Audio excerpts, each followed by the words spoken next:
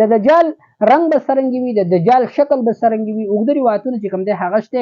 مختصر دا چې دجال چې کوم دی به غنم رنګ وي، د ده ویښته چې کوم دي دا به تاو راته وي. د دې علاج سره د دې نه به موږ څرنګه بچ کیږو. حدیث مبارک کې نبی علیه الصلاة والسلام فرمایي چې کوم یو د دجال علامات څه دي، دجال به کله راځي او د دجال نښه نښانه هغه څرنګه ده، موږ به دجال څرنګه پیژنو چې دا دجال دی.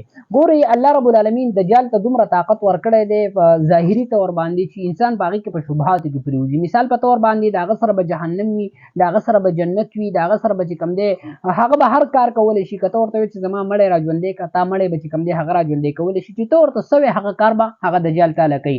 ګورئ نبي علیه الصلاة والسلام حضرت عبدالله بن مغفل رضی الله تعالی عنه هغه فرمایي چې نبي علیه الصلاة والسلام وفرمایل چې دا انسان د پیدایش نه واخله تر قیامت د ورځې پورې الله رب العالمین د دجال د فتنې نه بله غټه فتنه په دنیا کې نه ده پیدا کړې. دا ډېره لویه فتنه ده. د دجال رنگ به څرنګه وي، د دجال شکل به څرنګه وي. اوږده روایتونه چې کوم دی هغه شته. مختصر دا چې دجال چې کوم دی به غنم رنګ وي، د ده ویښته چې کوم دي دا به تاو راتاو شوي وي، د ده یوه سترګه چې کوم ده دا به کاڼۍ وي، چپه غونته کې به وي، او بله سترګه چې کوم دی دا به د انګور د دانې غونته کې راوتلې وي.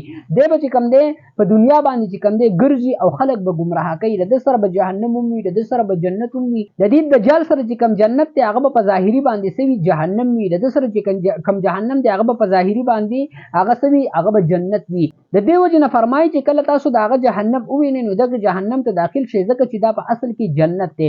دی به په مخ ته ځمکه باندې ګرځي، خلک به ګمراه کوي، مکې ته به نشي تللی، مدینې منورې ته به نشي تللی، بیت المقدس ته دې ته به هغه نشي تللی.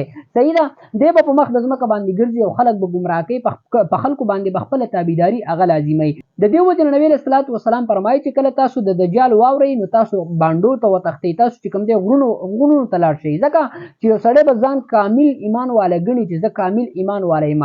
خو چې کله د دجال خوا ته راشي نو هغه به ورته داسې علامې مخې ته کړي، داسې کارونه به د ده په مخ کې وکړي چې دی به په شک شبهاتو کې پرېوځي او دی به چې کوم دی د هغه سره کافر شي او په هغه باندې به ایمان راوړي. نو الله رب العالمین دې د دې فتنې نه ټول مسلمانان وساتي.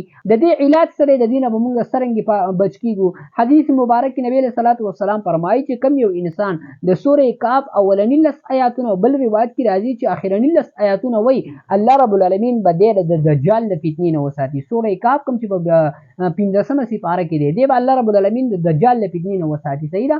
نو د سورې کهف دغه تلاوت دی مونږ ضرور د ځان دپاره کوو. دغه شان د جمعې په ورځ باندې یا د جمعې په شپه باندې د هغې هغه تلاوت ضرور کوو. السلام علیکم ورحمة الله وبرکاته.